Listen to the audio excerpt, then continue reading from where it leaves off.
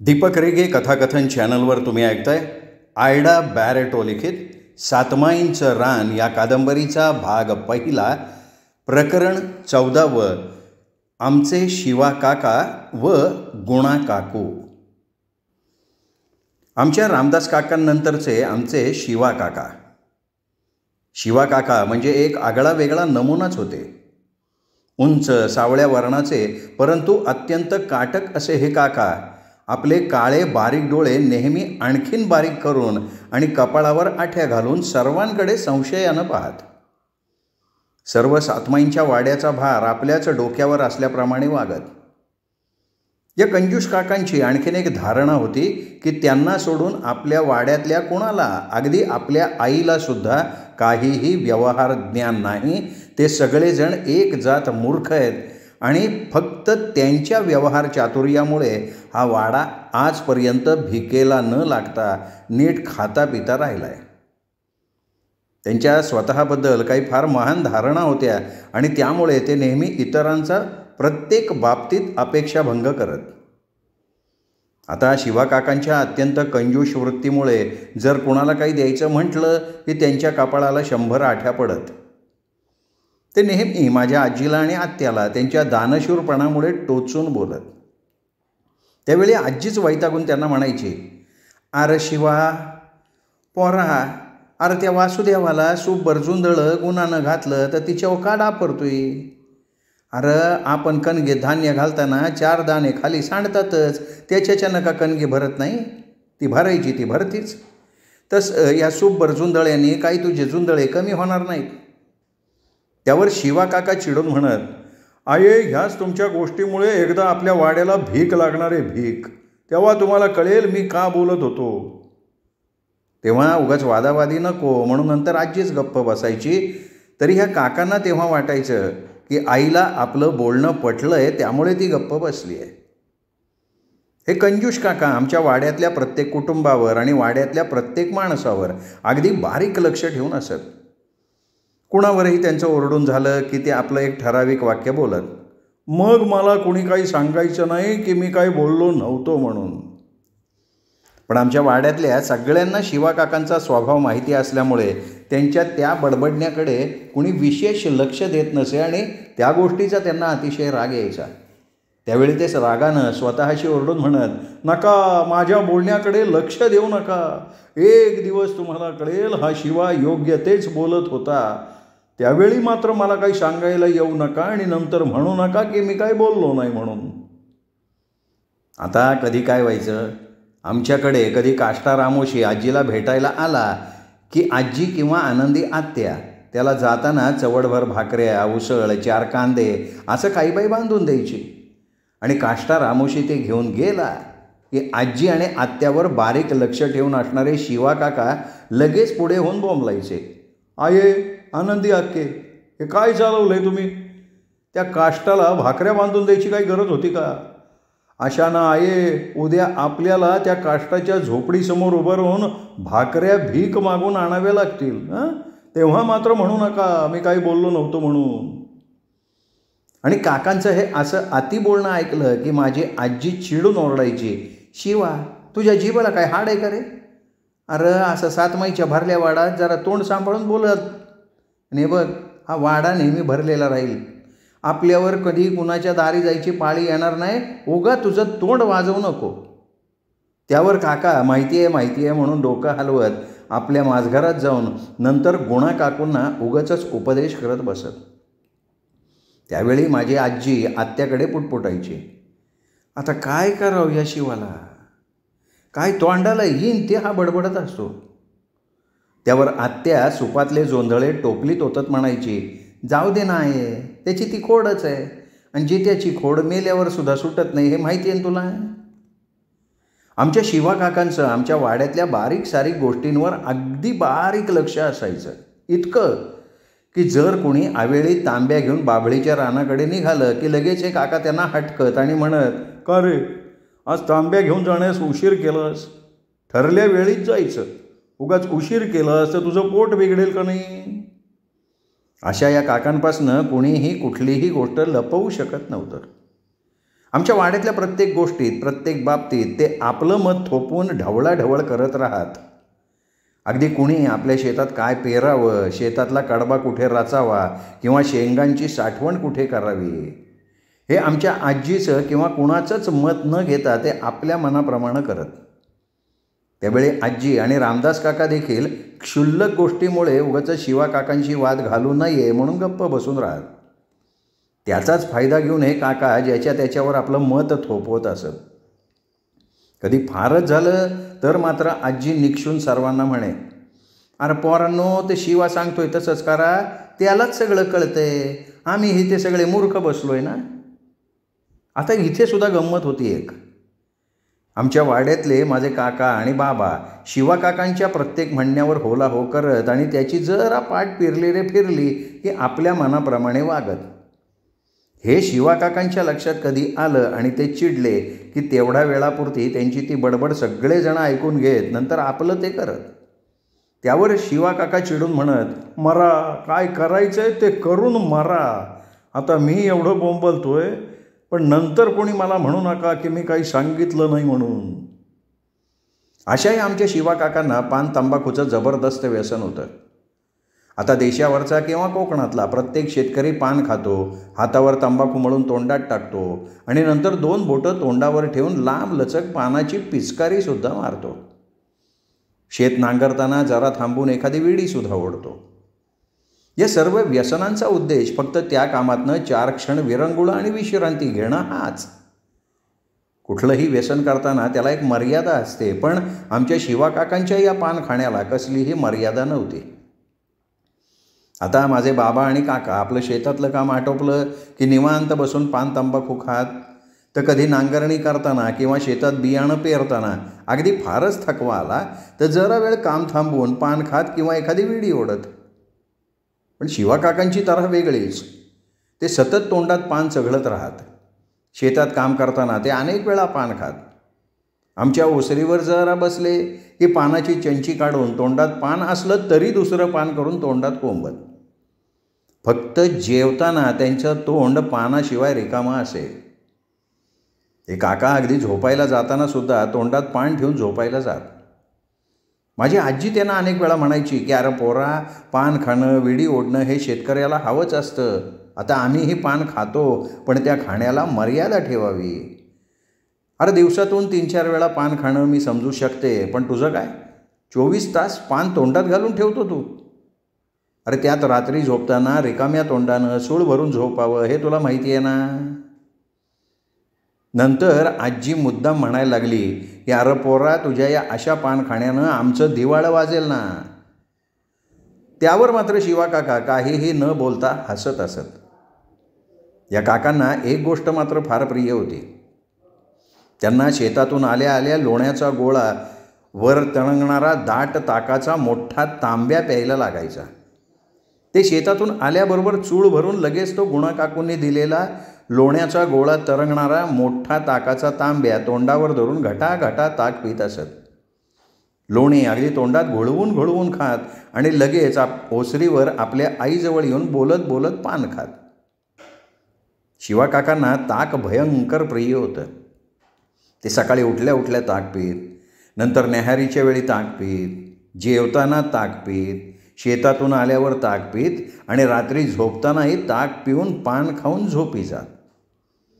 आमच्या गुणा काकू आपल्या नवऱ्याला हा सतत लागणारा ताकाचा तांब्या नेहमी भरून ठेवत आणि मडकीतला लोण्याचा गोळा त्या ताकाच्या तांब्यात अलगद ठेवत.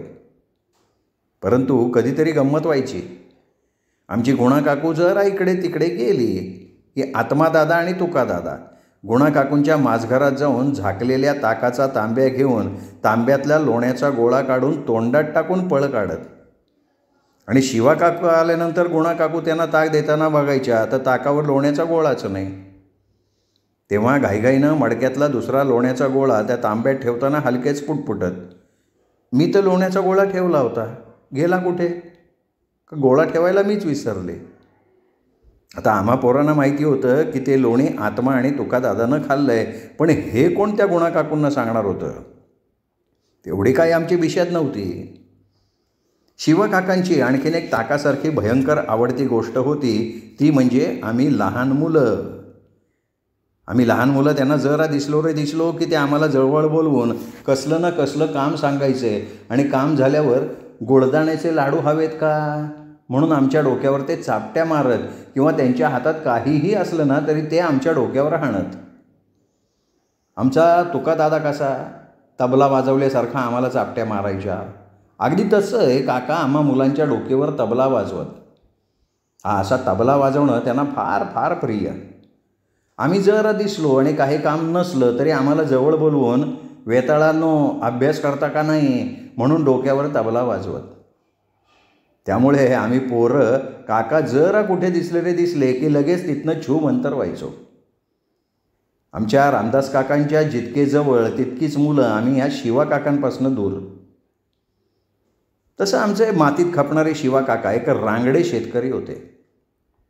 त्यांना आमच्या रामदास काकांसारखी भजनाची कीर्तनाची आवड नव्हती, तरी रामदास काका कधी संध्याकाळी सर्व वाड्याला घेऊन बसले आणि एखादं भजन म्हणायला लागले की त्यावेळी मात्र हे काका आम्हा मुलांच्या मागे बसून तन्मयतेनं ते भजन अगदी मान डोलावत ऐकत. पण ह्यावेळी देखील आम्ही पोरं जरा एकमेकांशी बोलायला लागलो की त्यांचं ते मधून आमच्या डोकीवर टपल्या मारणं चालू. कदाचित मध्ये आम्हाला टपल्या मारायच्या असल्यामुळे ते मुद्दाम आम्हा मुलांच्या मागे बसत असावेत. त्यामुळे पुढे आम्हा मुलांच्या लक्षात त्यांचं आमच्या मागे बसणं आलं आणि आम्ही सरळ उठून आजी, आत्या किंवा माझ्या बाबांच्या जवळ जाऊन बसायला लागलो. त्यावेळी हे काका ओरडून आम्हा पोरांना म्हणत, अरे पोरांनो तिकडं कशाला एवढी गर्दी केली, इकडं माझ्यासमोर येऊन बसा. पण त्यांच्या त्या गर्दीचं कारण आम्हाला माहिती असल्यामुळे आम्ही काही आमच्या जागेवरनं हलायचो म्हणून नाही. आमच्या इरली काकूंचे आत्माराम तुकाराम 2 वर्षाचे झाले आणि आजी आणि आनंदी आत्यानं शिवा काकाचं लग्न करायचं ठरवलं. आजी त्यांना म्हणाली, शिवा पोरा, आता रामदासच्या चुलीकडे इरली आली, आता तुझ्या चुलीकडे कोणीतरी असायला हवं. तर मला तू सांग, तुला मुलगी कशी हवी आहे, म्हणजे तशी मला आणि आनंदीला पाहता येईल. तसे शिवा काका पानाची पिचकारी टाकत म्हणाले, आये तू आणि आक्की जी पोरगी पसंत कराल ती मला चालेल, फक्त तिने मला भाकरी आणि ताक प्यायला द्यावं एवढीच माझी अपेक्षा. ते ऐकून आजी हसत हसत म्हणाली, काय रे मोडद्या, आम्ही काय तुला उपाशी ठेवतो. अरे पोरगी कशी म्हणजे कशी दिसणारी हवी असं विचारते मी. तसं ते उठत म्हणाले, आये मला पोरगी कशीही चालेल, आता तुला सून कशी हवी ते तुझं तू बघ. एवढं बोलून ते उठून जात होते आणि आजी आणि आत्याने शिवा काकांसाठी मुलगी बघायला सुरुवातही केली. तेव्हा सांगलीच्या महादेव पाटलांची मोठी लेक गुणा हिला आमच्या सातमाईंच्या वाड्यानं शिवा काकांसाठी पसंत केलेलं होतं. म्हणजे आमच्या सातमाईंनी देखील चांगला कौल दिला होता आणि आमच्या गुणा काकू दुसरी सून म्हणून आमच्या खोतांच्या वाड्यात हळदीच्या अंगानं आल्या होत्या. आमच्या या गुणा काकू नेहमीप्रमाणे आमच्या शिवा काकांच्या अगदी उलट स्वभावाच्या, अगदी आपल्या नावासारख्या गुणी सालस. त्या लहानसणीच्या काळ्या सावळ्या परंतु फार प्रेमळ स्वभावाच्या, अगदी साध्या सरळ होत्या. त्या कधीच कोणाच्या आध्यात्मध्यात नसत किंवा कधी आपल्या कुठल्या जावेबद्दल त्यांची तक्रारही नसे. गुणा काकू आजीला, आनंदी आत्याला आणि इरली काकूंना अगदी आईसारखा मान देऊन खालमानेनं वागत. आपल्या कंजूस नवऱ्याच्या स्वभावाची गुणा काकूंना चांगलीच कल्पना होती. शिवा काकांनी अगदी पहिल्या दिवशी गुणा काकूंना जरबेच्या आवाजात सांगितलं होतं, हे बघ गुणे, मला कसलीही उधळपट्टी अजिबात चालायची नाही, कधी कुणाला आपल्या घरातलं काही द्यायचं नाही, तसंच आल्या गेलेला उगाच गुळाचा चहा किंवा ताक प्यायला दिलेलं मला चालणार नाही. थोडक्यात काय, मला 6 भाकऱ्या रोज लागतात, तर तू 5 भाकऱ्यातच आटपायला पाहायचं. काय म्हणतोय मी, लक्षात येतंय का तुझ्या? काकूनी डोकं हलवल्यावर ते पुढं म्हणाले, म्हणजे मी तुला हे काय सांगतो, तर आमच्या वाड्यात कोणाला अक्कलच नाही आहे. कुणीही आलं की त्याला काहीही देतात. आता सगळ्यांनीच अशी उधळपट्टी केल्यावर कुणीतरी त्याला आळा घातला पाहिजे ना, म्हणून मी हे तुला सांगतोय. तरी गुणा काकूंनी आपली मान हलवली. आता गुणा काकूंना आपल्या नवऱ्याचा स्वभाव कळल्यावर काका विनाकारण त्यांच्यावर रागवले तरी कधी उलट उत्तर म्हणून त्या द्यायच्या नाहीत. त्यावेळी त्या फक्त हसत त्यांच्यापुढे ताकाचा तांब्या ठेवून त्या हलकेच म्हणत, अहो हा ताकाचा तांब्या तोंडाला लावा, म्हणजे तुम्हाला जरा बरं वाटेल. त्यावेळी ताक पिऊन थंड झालेले शिवाकाका शांत होऊन म्हणत, गुणे, आजकाल तू वाड्यातल्या माणसांच्या नादाला लागून फार शहाणी होत चालली आहेस बरं का. त्यावर गुणा काकू हसत हसत पुन्हा म्हणत, आणखीन ताक हवंय. हे सगळं ओसरीवरून ऐकणारी आजी आणि आत्या खो खो हसत आपली मान डोलावत असत. या गुणा काकूंना आम्हा पोरांच्या दृष्टीने एक फार चांगली सवय होती. या काकू नेहमी आपल्या चुलीवर गुळाचा पाक करून मस्त गुळदाण्याचे लाडू करायच्या. तर कधी शेंगदाण्याची चिक्की किंवा चुरमुऱ्याचे हे एवढे मोठे मोठे लाडू करायच्या आणि आम्ही पोरांनी काही त्यांचं काम केलं की सर्वांच्या हातावर टेकवून नंतर डब्यात भरून ठेवायच्या. आम्ही पोरं अनेकदा ते खाणं शिवाकाका शेतावर गेले की मागून खायचो किंवा गुणा काकू आम्हा पोरांना बोलवून तो खाऊ द्यायच्या. आता मला कधीतरी वाटतं की त्यांना खाऊ करण्यापेक्षा वाटण्यात जास्त आनंद मिळत असणार. मला देखील कोणाला काही द्यायचं म्हटलं ना की फार बरं वाटतं. त्यावेळी ते देणाऱ्याच्या तोंडावरचे समाधानाचे भाव मनाला कुठेतरी खोलवर स्पर्श करून तिथे दडून राहतात. आता कधी काय व्हायचं, या गुणा काकू आम्हाला गुळदाण्याचे लाडू वाटत असताना अचानक शिवा काका तिथे टपकायचे. डबा घेऊन आम्हाला लाडू वाटताना गुणा काकूंना पाहिलं की लगेच ते ओरडत, छान चाललंय हा गुणे तुझं, छान चाललंय, असाच दानधर्म करत राहा. अगं थांबलीस का, वाट वाट वाट वाट, गुळदाण्याचे लाडू वाट, चिक्की वाट, सगळ्या घरदाराला ह्या पोरांना वाट. तुझ्या बानी सांगलीहून मोठं डबोलं पाठवलं आहे ना मला, ते डबोलं कसं संपवायचं म्हणून तू लाडू वाट, चिक्की वाट. आईला शेतात खपायचं मी आणि इथे ही आरामात गुळदाण्याचे लाडू करून वाटतेय. काकांचं हे ओरडणं सुरू झालं की आम्ही लाडू हाताच्या मुठीत घट्ट लपवत हळूहळू तिथून सटकून बाहेर यायचो, आनंदी आत्याला बेलगायचो. त्यावेळी एरवी शांत असलेली आत्या आता मात्र शिवा काकांचं ओरडणं ऐकून रागारागानं त्यांच्याजवळ जाऊन ओरडायची, अरे शिवा, गुणानं थोडंसं पोरांना खायला वाटलं तर तिच्यावर एवढं ओरडतोस. अरे आपल्याच पोरांनी खाल्लं ना, जाग गुणा, याला ताकाचा तांब्या दे, त्याच्याशिवाय तो काही थंड होणार नाही. तेव्हा आजीसुद्धा त्यांच्याजवळ जाऊन म्हणायची, शिवा, अरे अशी गुणी बायको मिळायला 7 जन्माचं तू पुण्य साठवलेलं असावंस हो. अरे पोरांचे हात ते केवढेसे, त्यात मावणार ते किती. अरे ते पोरांचा आनंद बघ किती मोठा आहे.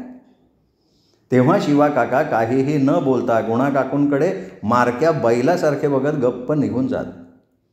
नंतर ओसरीवर आलेली आत्या आम्हा पोरांवर रागवायची आणि म्हणायची, आता गुणा काकूकडे कुठल्याही वेळी खाऊ मागायला जायचं नाही. शिवा काका शेतावर गेले की मागायचं, ते यायच्या वेळी तिथे जायचंच नाही मुळी. परंतु गुणा काकूंना शिवा काकांची ओरड नंतर फार क्वचित मिळत असे, कारण आम्ही आनंदी आत्याचं ऐकलं होतं. कावत्या मावत्या देखील कधी आमच्या वाड्यात आल्यानंतर गुणा काकूंकडनं लाडू मागून खात. एकदा आमच्या गुणा काकूंनी शेंगदाण्याची चिक्की केली.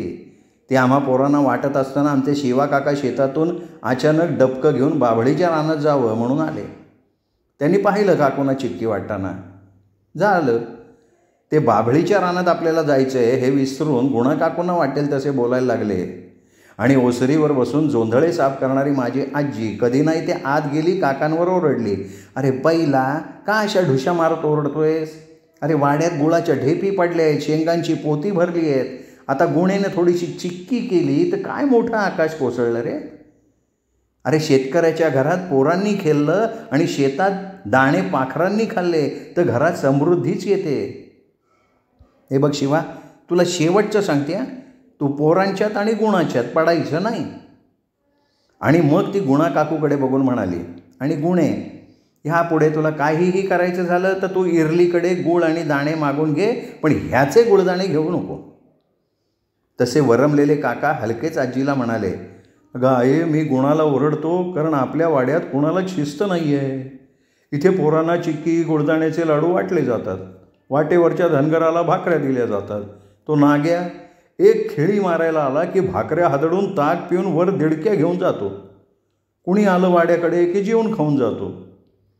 असा तुम्ही सातमाईंचा वाडा आहे ना, धर्मशाळा करून टाकला आहे म्हणून बोलतो ग मी. आता आहे, मी आपला बोलतो ते तुम्हा सगळ्यांना दिसतं, पण उद्या काही कमी जास्त झालं तर मला सांगायला येऊ नका, मी आधीच सांगतोय. मग आजी आणखीन चिडायची आणि म्हणायची, हे बघ शिवा, कोणी तुला काही विचारायला येणार नाही. आणि गुणा, आजपासनं शिवाला ताक प्यायला द्यायचं नाही, त्याला 2 भाकऱ्या कमीच वाढ. वाड्याच्या उधळपट्टीवर कुणीतरी भरपाई करायला पाहिजे ना गं. मग शहाण्या काकू हसत म्हणाल्या, हो आहे, तसंच करीन हो. शिवा काकांचा हा असला तरेवाईक स्वभाव असला तरी आमच्या गुणा काकू नेहमी त्यांना सांभाळून घेत. बरोबर असू दे की चूक असू दे, त्या कधीच त्यांना उलट उत्तर देऊन भांडणाला तोंड फोडत नसायच्या. अशा या आमच्या काकूंना 2च मुलगे, सगुणा आणि मुरली. सगुणा माझ्यापेक्षा 3 वर्षांनी मोठी होती, पण 3 वेळा नापासून माझ्याबरोबर शिकत होती. सगुणा तशी दिसायला अगदी आनंदी आत्यासारखी सुरेख, अगदी अस्सल शेतकरी सौंदर्याचा नमुना. गोरीपान उफाड्याची आणि सरळ नाकाच्या सगुणाचे केस माझ्यासारखे लांबसडक कुरळे होते, पिंगट डोळे छान होते. एकूण काय तर आमची सगुणा फार सुंदर होती. त्यात तिचा स्वभावही फार चांगला होता. तशी ती अतिशय लाजाळू भित्र्या स्वभावाची. आम्ही तर तिला लाजाळूचं झाड म्हणायचो. जरा कोणी काही चेष्टा केली की ती लाजून अगदी लाल होऊन लाजाळूच्या पानासारखी मिटून जायची. आमच्या वर्गातला लंगड्या किन्ना काकांचा कावत्या सगुणेकडे सारखा बघत बसायचा. त्याचं असं पाहणं तिच्या लक्षात आलं. मग सगुणा अगदी लाल होऊन रडायलाच लागली. त्यावेळी नंतर मी पुढे सरकून त्याला म्हणायचे, अरे मेल्या कावत्या, सगुणाकडे काय बघत राहतोस रे, मेल्या पुढं बघ की. त्यावेळी तो मेला माझ्या हाताला चिमटा घेत पुटपुटला, मग काय भुताटके तुझ्याकडे बघत राहू का? हे बघ सरस्वते, डोळे माझेत, मी कुठेही बघेन, तुला बोलायचं काम नाही. नाही तर शाळा सुटल्यावर अशी बदडून काढीन ना तुला. मग मी म्हणायची, मर मेल्या कावत्या, कुठेही बघ बाईला. मग मी सगुणेलाच म्हणत असे, सगुणे तू त्याच्याकडे बघू नकोस, समोरच्या फळ्याकडे बघत राहा. आणि मी एवढं सांगूनही थोड्या वेळानं फळ्याकडे बघणाऱ्या सगुणेचं लक्ष आपोआप कावत्याकडे जायचं. पुन्हा तिचं डोळं पुसणं सुरू व्हायचं. नंतर मात्र मी वैतागायची आणि मरा दोघे म्हणून अभ्यास करायला लागायचे. कावतेच्या त्या सतत सगुणाकडे पाहण्याबद्दल मी आत्मा, तुकादादा आणि तातूला सुद्धा सांगितलं, तर त्या सर्वांना त्या मेल्या कावत्यांनी तेच म्हटलं, मला डोळ्यात मी कुठेही बघीन, तुम्ही कोण मला विचारणार आहे. आता त्याचं इथे बरोबरच होतं, त्यामुळे आम्ही नंतर गप्प झालो. एकदा मात्र मी सगुणेला म्हटलं की, सगुणे कावत्या तुझ्याकडे बघायला लागला ना, तू सरळ मागे सरक, माझ्या आडोश्याला बस. आणि सगुणेनं तसं केलं तेव्हा कावत्या मेल्याने हे भुताटके मागे सरक की म्हणून माझा जीव खाल्ला. मी त्याच्याकडे लक्ष दिलंच नाही, मी माझा अभ्यास करत राहिले. पण त्यावेळी कावत्याचं ते सतत मला भुताटके भुताटके म्हणणं, त्याचा माझ्यावर एवढा परिणाम झाला की माझे दोन्ही हात पुढे करून तोंडाचा आस वासून डोळे मोठे करून कावत्याकडे बघून ही ही ही ही असं केलं. तेव्हा तो खरंच दचकला, पुटपुटलाच्या आईला हिची खरंच भुताटकी झाली की. नंतर मात्र तो आमच्याकडे न बघता जरा दूर सरकून बसायला लागला. अशी ही लाजाळूचं झाड असलेली सगुणा माझ्या आईची अत्यंत लाडकी. ती बहुतेक वेळा आमच्या माजघरात माझ्या आईकडेच असायची. त्या दोघींची फार गट्टी. माझी आई माझ्या आणि मंजीच्या वेण्या घालून त्या गोंड्यात बांधताना सगुणेच्या केसांनाही तेल लावून तिची वेणी घट्ट घालून गोंड्यात बांधून द्यायची. आम्हा मुलांना आमच्या बाबांनी काही आणलं तर त्यात ह्या सगुणेचा वाटा असायचा. आमची ही सगुणा कुणीही तिच्यावर माया करावी अशी फार गुणी. ती अगदी गुणाकाकूंच्या गुणाची. कधी तिच्या आईने तिला खाऊक दिला की ती आम्हा सर्व भावंडांना तो चिमणीच्या घासानं तोडून देऊन नंतर इवलंसं आपण खायची. त्या उलट मला कोणी हातावर काही ठेवलं की मी सरळ गपागपा तिथल्या तिथे खाऊन टाकायचे. मला नाही बाई सगुणेसारखं इवलं कोणाला द्यायला जमायचं. मात्र आम्ही जरा मोठे झाल्यावर मी हे आमच्या 2 दादांना फसवून तो खाऊ कसा गुपचूप खायचा, शाळेत कोणाला विचारून उत्तरं कशी लिहायची, हे सगळं हळूहळू सगुणेला शिकवून टाकलं होतं. आमची सगुणा आमच्या वडिलांची म्हणजे शिवा काकांची फार लाडकी. शिवा काका स्वतःच्या मुलीला लाडानं मैना म्हणायचे. आमच्या शिवा काकांनी आम्हा मुलींच्या डोक्यावर मारलेल्या टपल्यातली एक सुद्धा टपली त्यांनी कधी मैनाच्या डोक्यावर नाही मारली. एकदा त्यांनी अशीच टपली मला मारली. तसं मी त्यांना चिडून म्हणाले, काका तुम्ही आम्हा सगळ्या मुलींना टपला मारता, पण तुम्ही सगुणेला एक काही टपली नाही मारली. तसे काका मला म्हणाले, सरस्वते सगुणा तुझी मोठी अक्का आहे, तुला तिच्यासारखी अक्कल येण्यासाठी मला तुला अशा टपल्या माराव्या लागतात बरं. आणि हे सांगताना 2-3 टपल्या माझ्या डोंबलावर पडतच. आमच्या सगुणेचा लहान भाऊ मुरली माझ्यापेक्षा मोठा. तो अभ्यासात जेमतेम असला तरी खेळण्यात मात्र पटाई. कधी मी इच्छा पुऱ्या करणाऱ्या मातीतला मोर त्याच्याकडून काढून मागायचे, त्यावेळी मुरली आमच्या वाड्याच्या त्या संरक्षण चिनी भिंतीच्या कडेकडेला वाकून माती तपासत पुढे पुढे जायचा. त्याच्या मागून मी. जाताना मध्येच तो दपकन खाली बसायचा आणि मला कळायचं की त्याला मातीतला मोर गवसलाय. तेव्हा खरंच आमचा मुरली जिथे माती लाडू वळत वळत गोल गोल होत जायची, तिथे हलक्या बोटाने उकरून तो मातकट वर्णाचा इवलासा जीव माझ्या तळहातावर ठेवायचा. मला खूप आनंद व्हायचा त्यावेळी. मी त्या इवल्याशा जीवाला काडेपेटीत न ठेवता तिथेच त्याच्याकडे मागायचे की मला कधीकधी पहिल्या नंबरनं पास कर. मला रोज गोड शेव गुळदाण्याचे लाडू खायला मिळू देत. मला इरली काकूसारख्या मोत्यांच्या कुड्या मिळू देत. आणि मला रोज मारणाऱ्या तुकादादाला नापास कर. पण नंतर हे मात्र त्याच्याकडे मागितल्यावर मला लगेच त्यांना आमच्यासाठी कावत्या मावत्याचा खाल्लेला मार आठवायचा आणि मी म्हणायचे, मोरदादा असू दे, तू तुका काकाला थोडेसेच गुण दे, पण पास कर बाबा. आणि नंतर खूप काही म्हणजे रिबिनी, नवे परकर पोलक, टिकल्या, बांगड्या मागितल्यानंतर मी पुन्हा त्याला त्याच्या घराजवळ सोडायचे. तो लहानसा जीवसुद्धा माती खोदत खोदत माझ्या डोळ्यांसमोर नाहीसा व्हायचा. नंतर मोरदादा मी मागितलेलं कधी देणार याची वाट बघत ते सगळं विसरून जायचा. खरंच बालपणीचं ते विश्व किती सुखाचं ना. हा शिवाकाकांचा मुरली गोरापान होता, उंच होता. त्याचं नाक मात्र अगदी त्याच्या नाकावर म्हशीनं पाय दिल्यासारखं बसकं फाताड. पण स्वभाव सगुणेसारखा गोड आणि प्रेमळ. पण मुरली तिच्यासारखा लाजाळू नव्हता. पण अशा या मुरलीच्या मऊ स्वभावाचा आम्ही मुलं भरपूर फायदा घ्यायचो. आमचे आत्मा आणि तुकादादा त्याच्याकडनं आपली सगळी कामं करून घेत. कधी त्याला तुकादादा ओसरीवरच्या एखाद्या दाराला ऐटीत टेकून बसून म्हणायचा, मुरली, मी बाजीराव पेशवाय, तू माझा विश्वासू सेवक आहेस. जा, माझ्यासाठी तुझं नाव सांगून गुणा काकूकडनं 4 गुळदाण्याचे लाडू 2 चिक्की घेऊन ये.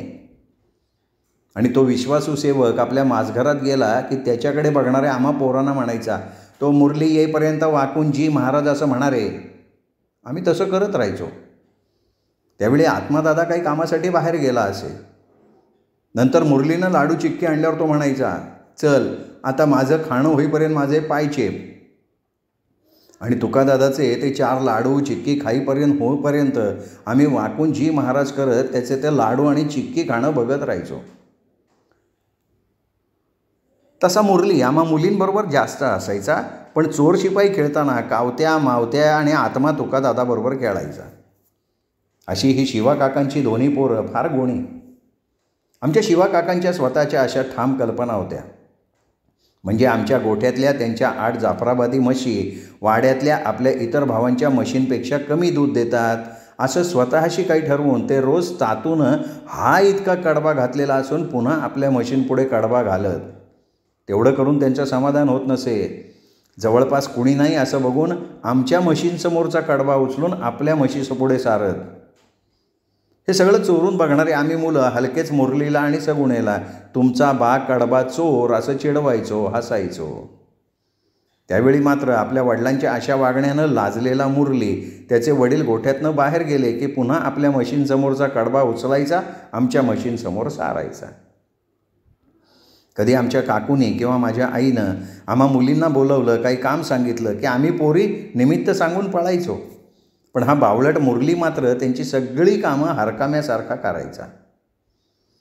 तसे आमच्या शिवाकाकांनी वाड्यातल्या कोणाला काही म्हणू दे, पण त्यांचा वाड्यातल्या सगळ्यांवर, आपल्या कुटुंबावर फार जीव होता. कुणाला जरा काही झालं की त्यांची फार धावपळ चालत असे. फक्त त्यांचा तो गैरसमज होता की सातमाईंचा वाडा फक्त त्यांच्या सांभाळण्यामुळे भरलेला आहे. ते जर नसते तर वाड्याची आम्ही सगळ्यांनी कधीच वाट लावली असती. हे काका आपल्या आईच्या खालोखाल आमच्या रामदास काकांना, इरली काकूंना आणि आनंदी आत्याला मान देऊन त्यांच्याशी अगत्यानं वागत. फक्त त्या सर्वांचं औदार्य त्यांना मान्य नव्हतं. तरी देखील ते आमच्या पोरांच्या डोक्यावर तबला वाजवत, ताकाचा तांब्या तोंडाला लावत, अहोरात्र पान तंबाखू खात आमच्या सातवाईंच्या वाड्यात गुण्या गोविंदानं राहत होते. श्रोते हे प्रकरण इथंच संपलं. पुढचं प्रकरण आहे आमचे विचित्र नागो काका. हे प्रकरण ऐकण्यासाठी भेटूयात उद्या. तोपर्यंत नमस्कार मित्र.